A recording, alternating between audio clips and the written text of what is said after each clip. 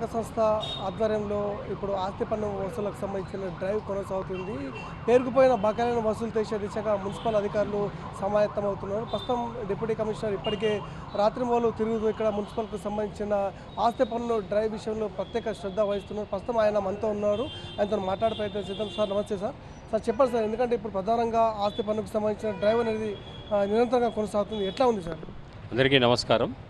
Nizamabad municipal కార్పొరేషన్లో as యూజువల్గా every year February మార్చ్లో ఎప్పుడైతే ప్రాపర్టీ ట్యాక్స్ కలెక్షన్ డ్రైవ్ నడుస్తుంది, అందులో భాగంగానే దాదాపు ఒక స్ట్రాటజీ ప్రకారంగా 3 రకాల టీమ్స్ ఏర్పాటు చేయడం జరిగింది. ఒకటి డివిజన్ లెవెల్లో టీమ్స్ వేసాము. అదే 25,000 అండ్ లోపు ఏవైతే ప్రాపర్టీ ట్యాక్సెస్ డ్యూస్ ఉంటాయో అది మనం డివిజన్ లెవెల్లో వార్డ్ ఆఫీసరు ప్లస్ అక్కడ ఉన్న జవాను ఒక సపోర్టింగ్ స్టాఫ్ ద్వారా వాళ్ళు చేస్తున్నాము.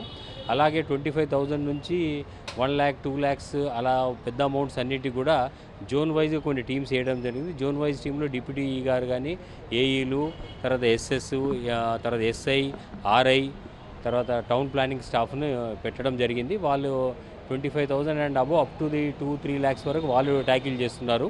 కొన్ని పెద్ద అమౌంట్స్ ఏదైతే 5 lakhs అండ్ అబోవ్ ఉన్నాయో అవి ఎంటైర్ కార్పొరేషన్ లెవెల్లో నేను అవసరమైనది ఇక్కడ నేను కానీ కమిషనర్ గారు కానీ మా ఆర్ఓ గారు కానీ పర్సనల్గా విజిట్ చేస్తున్నాము. ఆ పర్సనల్గా విజిట్ చేసి వాళ్ళకి సిచ్యువేషన్ అప్రైజ్ చేసి ట్యాక్సెస్ కలెక్ట్ చేస్తున్నాము. ఈ సందర్భంగా మనం చెప్పేది అంటే ప్రజలకు కూడా ఈ సంవత్సరం ఏదైతే గవర్నమెంట్ పెనాల్టీ వేవర్ ఇస్తుంది అనేది ఎక్స్పెక్టేషన్లో ఉన్నారు ఇప్పటివరకు. అది మనకు ఏదైతే ఒక హైదరాబాద్ మున్సిపల్ కార్పొరేషన్లో మాత్రమే ప్రభుత్వం ఇవ్వడం జరిగింది.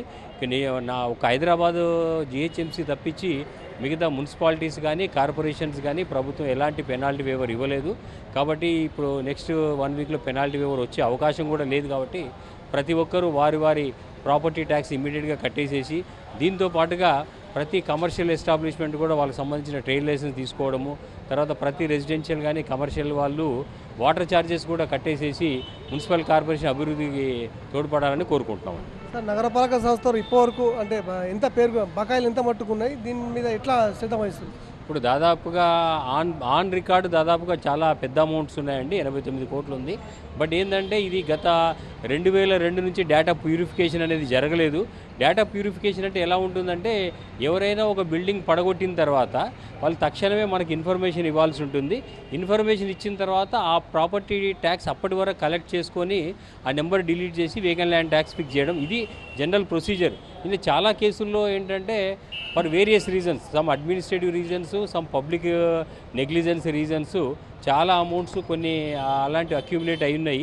అవే దాదాపుగా 25-26 కోట్ల వరకు ఉంది.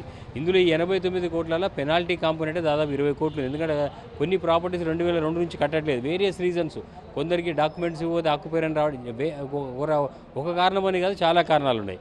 అలా కాకుండా మనకేంటంటే ఏదైతే కలెక్టబుల్ అమౌంట్ ఉంటుందో, కలెక్టబుల్ అమౌంట్ అంటే కలెక్టబుల్ ఎప్పుడు అంటామంటే ఎలాంటి సమస్య లేకుండా మనం కట్టాల్సిన వాళ్ళు, అది దాదాపుగా మనకి 45-50 కోట్ల వరకు ఉంటుంది.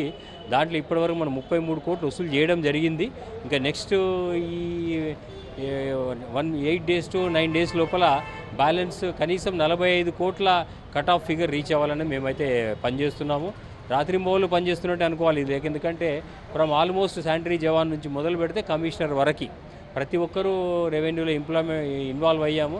అలాగే మన మెప్మా స్టాఫ్ ఉంటారు కదా, సిఓస్, వాళ్ళని కూడా, ఎందుకంటే చిన్న అమౌంట్స్ ఎస్హెచ్జి గ్రూప్ మెంబర్స్ కానీ ఆర్పీస్ వాళ్ళ హెల్ప్ తీసుకొని కూడా వాళ్ళందరినీ కూడా మనము రెవెన్యూలో ఇన్వాల్వ్ చేసేసి కలెక్షన్ చేస్తున్నాము. ఇక్కడ ఏంటంటే కొంచెం ఒక సమస్య ఏమొచ్చిందంటే మధ్యలో కొంచెం సోషియో ఎకనామిక్ సర్వేలో కొంత ఒక దాదాపు 1-2 months మనకు కలెక్షన్ దెబ్బతిన్నది. అట్ ది సేమ్ టైం ఏంటంటే ఇక్కడ ఉన్న వార్డ్ ఆఫీసర్లు అందరూ కొత్తగా రావడం జరిగింది. మల్టిపుల్ రీజన్స్లో కొంచెం కలెక్షన్ వెనుకబడింది కరెక్టే. బట్ ప్రజల్లో కూడా ఏంటంటే ప్రతి సంవత్సరం పెనాల్టీ వేవర్ ఇస్తారు కదా అనే ధ్యాసలో మేము మార్చిలో కడతాంలే అంటారు. బట్ ప్రజలకి ఇది ఒకటి మీ ద్వారా కూడా మేము చెప్పేది అంటే ఈ సంవత్సరం ప్రభుత్వం ఎలాంటి పెనాల్టీ వేవర్ ఇవ్వలేదు. కాబట్టి దయచేసి మీరందరూ కూడా ఫర్దర్ పెనాల్టీ అక్యుములేట్ కాకుండా ఉండడానికి తక్షణమే వారి ట్యాక్సెస్ కట్టి నిజామాబాద్ నగరాభివృద్ధి తోడ్పడాలని కోరుకుంటాం. గతంలో ఎన్నడూ లేని విధంగా ఈ సంవత్సరం అంటే ప్రతి సంవత్సరం ఈ స్పెషల్ డ్రైవ్ అని కొనసాగుతుంది. కానీ ఈ సంవత్సరం మాత్రం టోటల్ సిబ్బంది మెక్మాతో పాటు శానిటరీకి సంబంధించిన సిబ్బందిని వేశారు. దీంట్లో వాళ్ళకు కూడా వర్క్ లోడ్ ఎక్కువైతుందని చెప్పేసి కొంతమంది ఫిర్యాదు వస్తుంది. దాన్ని ఎట్లా అనిపిస్తుంది? జనరల్గా ఏంటంటే ఫిబ్రవరి మార్చిలో రెవెన్యూలో స్పెషల్ డ్రైవ్ ఉంటుందండి. ప్రతి మున్సిపాలిటీలోనూ ఇవాళ తెలంగాణ ఉన్న ప్రతి కార్పొరేషన్లోనూ అన్ని విభాగాల సిబ్బంది జనరల్గా ఫిబ్రవరి మార్చిలో రెవెన్యూలో ఇన్కార్పొరేట్ అవుతారు. తర్వాత ఇక్కడ కొన్ని వేరియస్ రీజన్స్లో మనం గత 2-3 నెలలుగా కలెక్షన్ సరిగా ప్రాపర్గా జరగలేదు కాబట్టి సోషియో ఎకనామిక్ సర్వే అనుకోండి, ఇందిరమ్మ ఇళ్ళ సర్వే అనుకోండి, ఎల్ఆర్ఎస్ సర్వే అనుకోండి, ఆల్మోస్ట్ ఈ October, November, December almost 3 months everybody knows in Telangana. మనకు నిజామాబాద్ ప్రజలందరికీ కూడా తెలుసు వివిధ కార్యక్రమాలలో బిజీగా ఉండడం వల్ల కొంత కలెక్షన్ వెనుకబడింది కాబట్టి ఎట్ ఏ టైము తర్వాత ఇక్కడ సిబ్బంది అందరూ కూడా కొత్తగా వచ్చారు. ఇప్పుడు ఫర్ ఎగ్జాంపుల్ ఒక వార్డ్ ఆఫీసర్ కొత్తగా వచ్చాడు, వార్డ్ ఆఫీసర్కి ఆ ఏరియా గురించి అవగాహన లేదు కాబట్టి అక్కడ సపోర్టింగ్గా శానిటరీ జవాన్ పెట్టడం జరిగింది. అలాగే కొన్ని చిన్న చిన్న amounts SHG group members residential ఏరియాస్లో చిన్న చిన్న అమౌంట్స్ ఉంటాయి. చిన్న చిన్న అమౌంట్స్కి వార్డ్ ఆఫీసర్ కానీ స్పెషల్ ఆఫీసర్ కానీ తిరిగితే సమయం వేస్ట్ అవుతుంది కాబట్టి అక్కడ కూడా మనం మెప్మా సిబ్బందిని వాడుకోవడం జరుగుతుంది. One kind of motivation, other way it is collection, 2 రకాలుగా వాళ్ళందరినీ వాడుకోవడం జరుగుతుంది.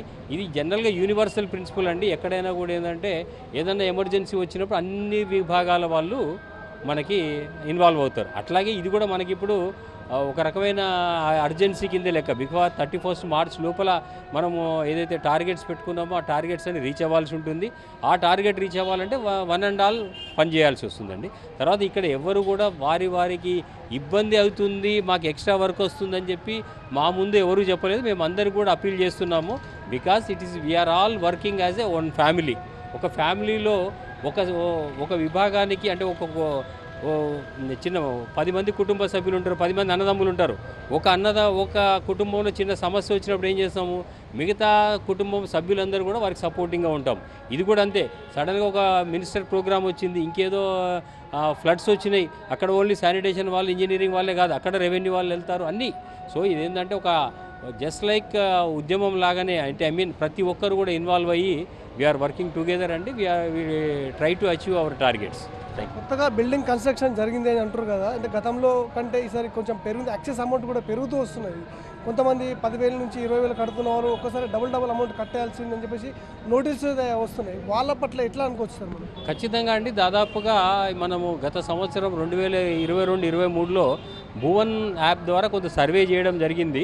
ఆ సర్వేలో భాగంగా దాదాపుగా ఒక 26,000 ప్రాపర్టీస్కి ట్యాక్స్ పెంచడం జరిగింది. సమయాభావం వల్ల మిగతా వాటిని మనం ఇంకా పెంచలేదు. ఇట్స్ ఎ డైనమిక్ ప్రాసెస్ నడుస్తుంది. ఎక్కడైతే ట్యాక్స్ పెరిగింది అన్న దగ్గర జనరల్గా సహజంగా ప్రజల్లో ఏముంటుందంటే అరే పక్క వాళ్ళకి పెరగలేదు నాకు పెరిగింది అనేది ఒకటి ఉంటుంది. బట్ ఇది నిజామాబాద్ కార్పొరేషన్ లాంటి పెద్ద దీంట్లో ఆల్మోస్ట్ సముద్రం లాంటి దాంట్లో అన్నీ ఒకే రోజు జరగవు. ఇది డైనమిక్ ప్రాసెస్గా జరుగుతూ ఉంటుంది. ఎవరికైతే జరిగిన దాంట్లో ఎక్కడైనా కొలతల్లో కానీ లేకుంటే వాడక స్వభావంలో కానీ ఏమైనా తేడాలుంటే మున్సిపల్ కార్పొరేషన్లో సంప్రదిస్తే వారికి ఏదైనా సరి చేయాల్సి ఉంటే సరి చేస్తాము. సరి చేసేది లేకపోతే వాళ్ళు మాత్రం కట్టుకోవాల్సి ఉంటుందండి. Thank you. ప్రధానంగా కొన్ని ప్రాంతాల్లో స్ట్రీట్ లైట్ లేకుండా చాలా ఇబ్బందులు పడుతారని చెప్పేసి ఆ దృష్టికి వచ్చేసారు. ఎందుకంటే చాలా మటుకు 15 రోజుల నుంచి కొన్ని ఏరియాలో స్ట్రీట్ లైట్ కొత్తవి పెడతలేరు. దాని మీద ఎట్లా ఉంటుంది సార్? ఈ స్ట్రీట్ లైట్స్ అనేది గవర్నమెంట్ ఆఫ్ ఇండియా కార్పొరేషన్ ఒకటి ఈఎస్ఎల్ అని ఉందండి, వాళ్ళతోటి అగ్రిమెంట్ అయింది. ఆ అగ్రిమెంట్ ఈ మార్చ్ 31st ఎండ్ అవుతుంది. 31st ఎండ్ అయిన తర్వాత గవర్నమెంట్ ఇన్స్ట్రక్షన్ ప్రకారంగా ఒకవేళ ప్రొక్యూర్ చేయాల్సి ఉంటే ప్రొక్యూర్ చేసి ఎంటైర్ కార్పొరేషన్లో లైట్స్ అండ్ రీప్లేస్మెంట్ చేయడం జరుగుతుంది.